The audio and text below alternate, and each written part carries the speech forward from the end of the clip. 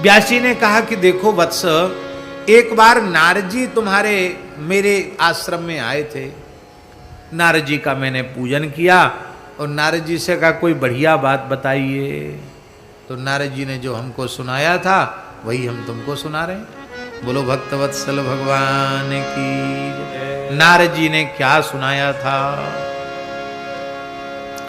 कहते नारद जी ने बताया कि एक बार हे व्यास जी, मैं घूमते घूमते यमलोक पहुंच गया। यमलोक में मैंने क्या देखा कि वहां पापी भयंकर रौरव नरक में पड़े हुए भयंकर यातना भोग रहे हैं।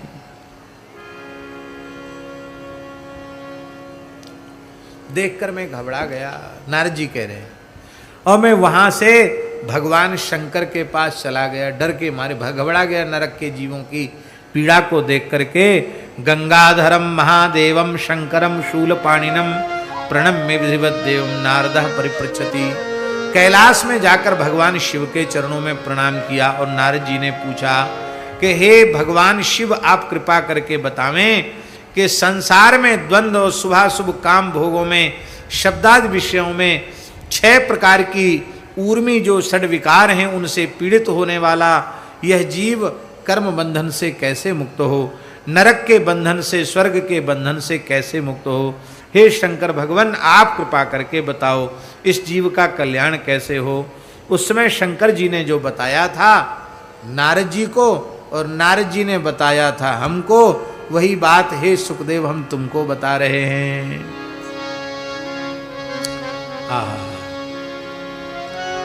सबसे पहले तो ये विचार करो कि जिस परब्रह्म परमात्मा की माया में ये सारा चराचर मोहित हो रखा है, वो माया बनाई किसकी है? किसकी बनाई? वो माया उत्पन्न किसने की? उस माया शक्ति को प्रकट करने वाला परमात्मा ही है। भगवान की तो माया है। इसलिए विनय पत्रिका में पुरुषोत्तम दास जी, इसलिए विनय पत्रिका में गोस्वामी तुलसीदास जी ने कहा, तुलसीदास यह जीव मोह रजू जेहि बांध्यो सोई छोरे। तुलसीदास यह जीव मोह रजू जेहि बांध्यो सोई छोरे। जिसने बांध रखा है वही छोड़ेगा। किसने बांधा है? ये बांधने का ठेका ठाकुर जी का है। गोस्वामी तुलसीदास जी विनय पत्रिका में कह रहे हैं, जेहि बांधे सूर असुर नाग मुनि प्रबल करम की डोरी। जेहि बांधे सूर असुर नाग मुनि प्रबल कर्म की डोरी। सोई अविच्छिन्न ब्रह्म जसुमति कर।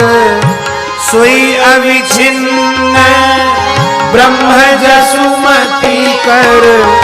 बांध्यो सकत न छोरी। बांध्यो सकत न छोरी। बांध्यो सकत न छोरी। ऐसी कौन ऐसी कौन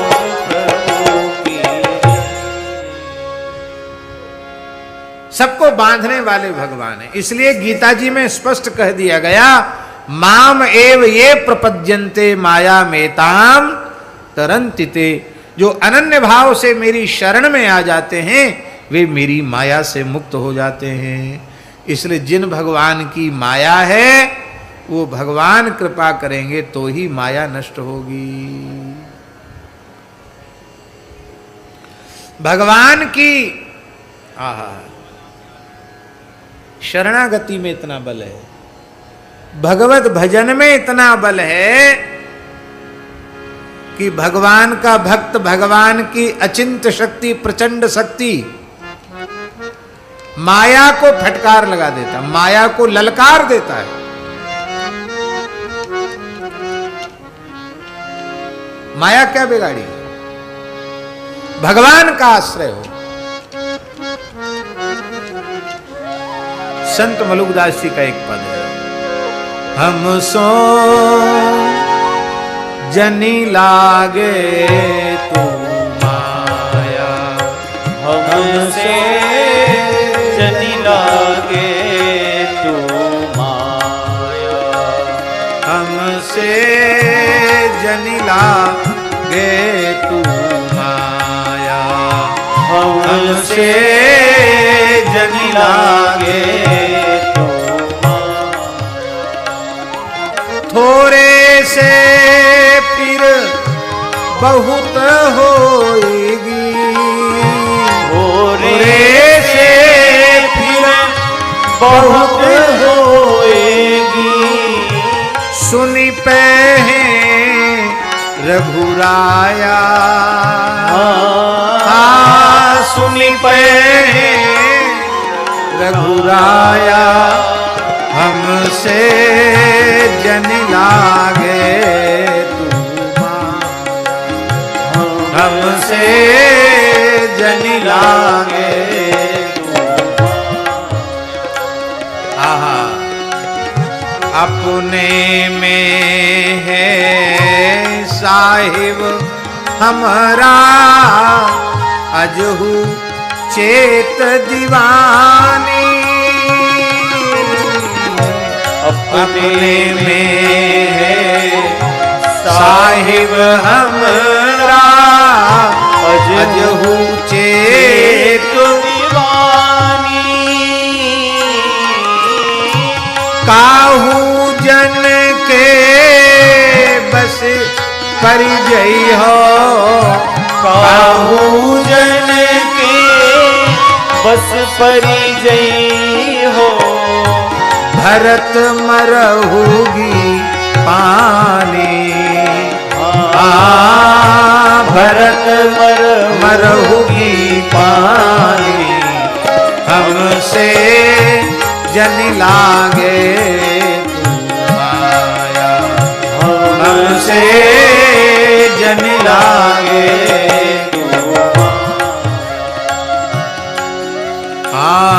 तरवे चिते लाज कर जन की, डार हाथ की फांसी, तरवे चिते लाज करूं जन की, डार हाथ की फांसी, जनते तेरो जोर न चली है, जन पे तेरो जोर न चली है, रक्षपाल अविनाशी,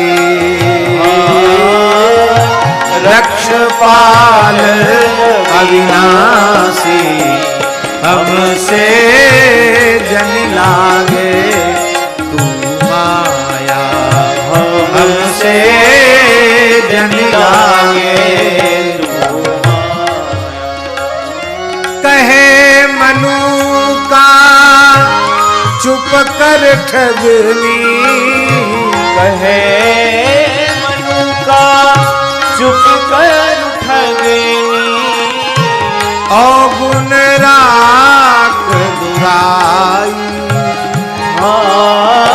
अवगुण राख दुराई,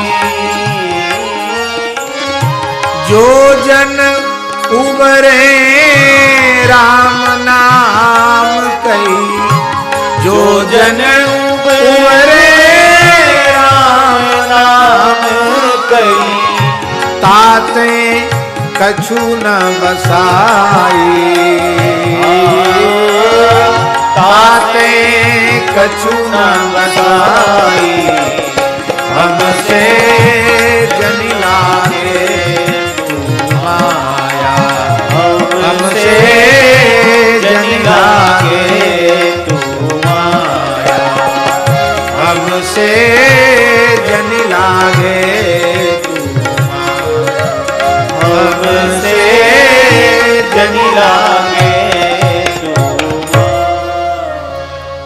तृणादि चतुरस्यान्तं भूतग्रामं चतुर्विधं चराचरम जगत सर्वम प्रसुप्तम यस्य माया। तिनके से लेके ब्रह्मा जी तक सब जिनकी माया में मोहित होकर के सो रहे हैं, उन भगवान की शरणागति के बिना, भगवान शंकर कह रहे हैं नारद जी से, नारद जी कह रहे हैं व्यास जी से, और व्यास जी कह रहे हैं सुखदेव जी से, और सुखदेव जी के माध्यम से हम सबसे कह रहे हैं। बिना भगवत शरणागति के आज तक किसी भी प्राणी ने भगवान की माया से पार नहीं पाया है। इसलिए भगवत शरणागति ही भगवान की माया से मुक्त होने का एकमात्र साधन है। जो भोग में ऐश्वर्य के मद में मतवाले हो रहे हैं, तत्व ज्ञान से विमुख प्राणी हैं, उनकी स्थिति कैसी है? बोले जीर्णा संसार सुमहा पंके जीर्णा गौरिव मज्जति। जैसे कोई बूढ़ी दुर्बल गाय हो, बूढ़ी गैया हो, कमजोर गैया और दुर्बल गाय हो, जय हो, प्रस्थान कर रहे हैं महाराज जी यही हैं, आएंगे कभी, जय हो, कल आएंगे। ठीक, जय जय श्री राधे। भोगैश्वर्य मदोन्मत्त तत्वज्ञान परांग मुखा, जो तत्वज्ञान से शून्य हैं, उनकी दशा तो ऐसी है जैसे कीचड़ में फंसी भई बूढ़ी गाय, ऐसी दशा उनकी है। देखो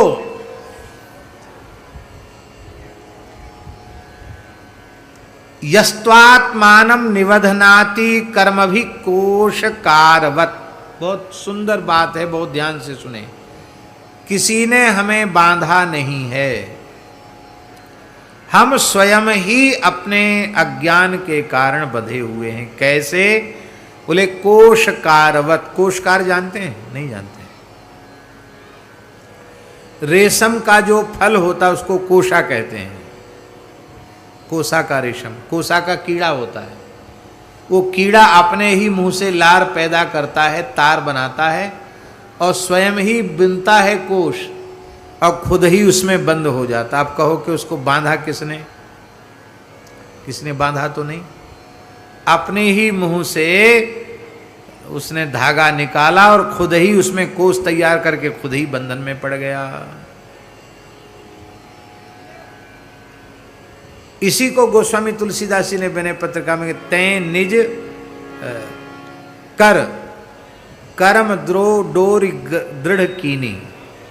तूने अपने हाथ से ही कर्म की रस्सी को मजबूती से बांधा है, कोई दूसरा बांधने वाला नहीं, तू स्वयं ही उसमें कारण है। ऐसा व्यक्ति करोड़ों जन्म उसको हो जाएं तो भी वह माया के बंधन से मुक्त नहीं होता। इसलिए भगवान की शरण होकर के, भगवान का आश्रय लेकर के भगवान का भजन करना चाहिए। सदा भगवान के पवित्र नामों का जप करना चाहिए, संकीर्तन करना चाहिए और भगवान के मंगलमय स्वरूप का ध्यान करना चाहिए। नेत्र बंद करके भगवान के चरण से लेके मुखारविंद तक, मुखारविंद से लेके चरण तक, यहाँ चतुर्भुज स्वरूप का ध्यान दिया गया है। अपनी भावना के अनुसार मुरली मनोहर धनुषधारी जो स्वरूप आपको अत्यंत हृदय में बसा हुआ हो, उस स्वरूप का ध्यान करना चाहिए। और जब नेत्र खोले तो समझना चाहिए कि विराट ब्रह्मांड सब कुछ भगवान ही हैं, भगवान के अतिरिक्त यहाँ दूसरा कुछ भी नहीं है। अमृतम परमानंदम सर्व पाप विवर्जितम ब्रह्मण्यम शंकरम विष्णु सदा संकीर्ति मुच्यते। कहते ब्राह्मण, ब्राह्मणों के परम उपासक भगवान शंकर और भगवान विष्णु, इनके नामों का कीर्तन करने वाले संसार बंधन से मुक्त हो जाते हैं। यहाँ एक विशेष बात है कि शिवजी के नाम और नारायण के नाम, इन दोनों के नामों के कीर्तन की महिमा है। देखो, वह योगेश्वर भगवान सबके हृदय कमल में विराजमान हैं, सबके शुभाशुभ को अच्छी प्रकार से समझने वाले हैं। उन भगवान का ध्यान करने से चित्त निर्मल हो जाता है, संपूर्ण द्वंद्वों से मुक्त हो जाता है। वो भगवान का ध्यान करता हुआ पुरुष जो भगवान नाम गोत्र से शून्य हैं, अद्वितीय हैं, जागृत स्वप्न सुषुप्ति तीनों अवस्थाओं से परे हैं, ऐसे भगवान का एकाग्र मन से ध्यान करने वाला जीव कर्म बंधन से मुक्त हो जाता है। क्योंकि विष्णु प्रतिष्ठितम विश्वम विष्णुर्विश्वे प्रतिष्ठितः विश्वेश्वरमजं विष्णुम कीर्तयन्नेव मुच्यते। ये सारा विश्व विष्णु में प्रतिष्ठित है और विष्णु में विश्व प्रतिष्ठित है और विष्णु विश्व में प्रतिष्ठित हैं। भगवान में सब संसार प्रतिष्ठित है और संपूर्ण संसार में भगवान प्रतिष्ठित हैं। ऐसा ध्यान करते हुए जो भगवान के नामों का कीर्तन करता है वह कर्म बंधन से मुक्त हो जाता है। इसका मतलब है संकीर्तन से ही कर्म बंधन से छुट्टी होती है। संकीर्तन करे और भगवान के मंगलमय स्वरूप का ध्यान करे। इसलिए संसार बंधनान मुक्ति मिच्छन काममशेषतः भक्त्यैव वरदम विष्णुम सदा ध्यायन विमुच्यते। संसार बंधन से छूटने की इच्छा हो तो कीर्तन जरूर करो, नाम जप करो, नाम संकीर्तन करो और भगवान के मंगलमय स्वरूप का ध्यान करो। देखो, ध्यान की कई पद्धतियां हैं। एक पद्धति तो ध्यान की ये है कि आपके सद्गुरु भगवान ने जो ध्यान आपको एक निश्चित बता दिया हो उस ध्यान को करो, अथवा पुराण में जहाँ कहीं जो ध्यान आपको पढ़ते पढ़ते प्रिय लगता हो उस ध्यान को कंठस्थ कर लो और उस ध्यान का निरंतर चिंतन करो। तीसरा एक उपाय है कि भगवान का अर्चावतार, भगवान के मंदिर का स्वरूप, बिहारी जी, राधा वल्लभ जी, राधा रमण जी, आपके अपने घर के सेव्य ठाकुर जी, आपको जो ठाकुर जी का अर्चावतार स्वरूप अत्यंत प्रिय लगता हो उसी स्वरूप का आप ध्यान करने लग जाएं, क्योंकि वो स्वरूप तो आपने अपने नेत्रों से देखा है, भगवान का दर्शन कर ही रहे हैं। द्वारकाधीश जी का ध्यान, बद्रीनाथ जी का ध्यान, जगन्नाथ जी का ध्यान, जो आपने जिनका दर्शन किया उनका ध्यान तो आप कर सकते हैं कि नहीं कर सकते? ध्यान करें। एक ये पद्धति है। ये पद्धति से भी कोई ध्यान न कर सके तो भगवान का जो चित्र आपको अत्यंत प्रिय हो, भगवान की जो चित्र छवि अत्यंत प्रिय हो, उस छवि को एक ऐसे स्थान पर प्रतिष्ठित कर दे जहाँ हम सीधे एक दृष्टि से उसका दर्शन कर सकें। पूजन करके और अपने मंत्र का जप करते हुए, नाम जप करते हुए, नेत्र खोल करके चरण से लेके मुखारविंद तक, मुखारविंद से लेके चरण तक दर्शन करें और धीरे धीरे नेत्रों के मार्ग से उस स्वरूप को हृदय में लावें। फिर आंख बंद करके फिर उस झांकी का भीतर अनुभव करें। फिर थोड़ी देर बाद नेत्र खोल के फिर बाहर देखें, फिर भीतर देखें, फिर बाहर देखें।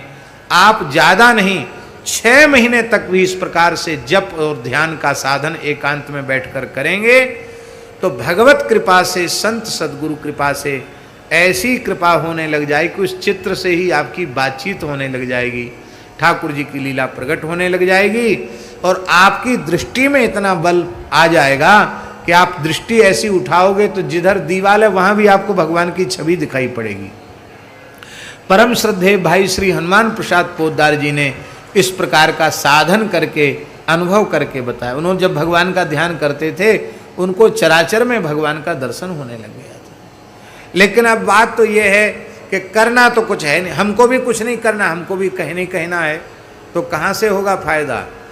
हम भी कहने के साथ करें भी।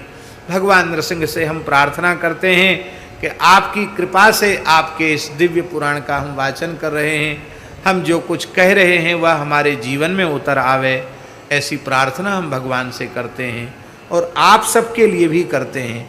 मान लो वह भी ध्यान आप न कर सकें, अब हम अपना विचार आप पर थोप नहीं रहे हैं और हम अपने मन की बात बोल रहे हैं। आपकी अपने सद्गुरु भगवान में श्रद्धा है, आप अपने सद्गुरु भगवान की मंजुल मूर्ति का ध्यान करने लग जाएं, उसमें तो कोई आपको कठिनाई नहीं होगी। उनका आप ध्यान करेंगे तो हम यह पक्का विश्वास आपको दिलाते हैं कि सद्गुरु भगवान का जो चिन्मय स्वरूप है उसका आप ध्यान करेंगे तो कभी न कभी उनके हृदय में विराजमान श्री सीताराम जी, श्री श्यामा श्याम जी का भी आपको दर्शन अवश्य हो जाएगा, इसमें कोई संदेह नहीं। भगवान अपने भक्तों के हृदय में निरंतर विराजते हैं, पर भाई ऐसी श्रद्धा हो तभी है। ज्ञान गुदरी में कबीर जी ने क्या कहा, तन मन प्रेम से सुरति लगाई, प्रथम ध्यान गुरु का कर भाई। भगवान का ध्यान पीछे, गुरु जी का ध्यान पहले। प्रथम ध्यान गुरु का कर भाई, तब सूरति फिर शब्द में दीजे, निर्गुण सरगुण सब लख लीजे। फिर भगवान नाम में अपनी बुद्धि को, चित्त को लगा दो तो निर्गुण सगुण का झगड़ा मिट जाएगा, सब भेद आपके सामने प्रकट हो जाएगा। बोलो भक्तवत्सल भगवान की जय। ध्यायन्ति ये नित्यमनन्तमच्युतम्, हृत्पद्म मध्ये स्वथ कीर्तयन्ति ये, उपासकानां प्रभुमीश्वरं परं, ते यान्ति सिद्धिं परमां तु वैष्णवीं। बोलो भक्तवत्सल भगवान की जय। सुखदेव जी महाराज ने कहा कि आपने जप की बड़ी महिमा बताई, ध्यान की महिमा बताई, संकीर्तन की महिमा बताई, तो क्या जप करना चाहिए भी आप बता दो। तो व्यास जी ने अष्टाक्षर मंत्र का यहाँ उपदेश किया है। अष्टाक्षर माने नारायण मंत्र का उपदेश किया है। ओमकार प्रथम में है, प्रणव प्रथम में है, इसके बाद नमः पद है, फिर नारायण शब्द से चतुर्थी का एक वचन है।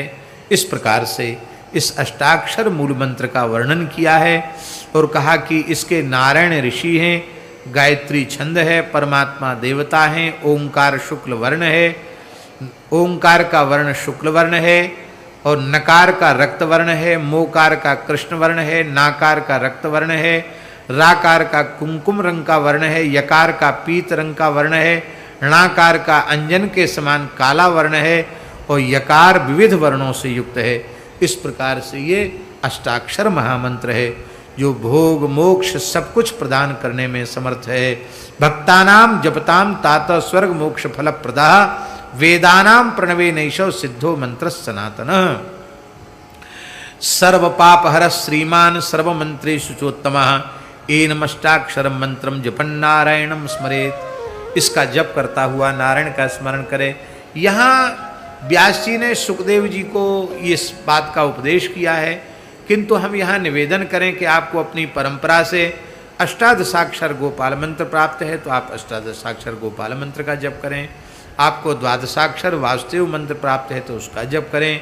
आपको अपनी परंपरा से श्री राम तारक षडक्षर मंत्र आज प्राप्त है तो आप उसका जप करें।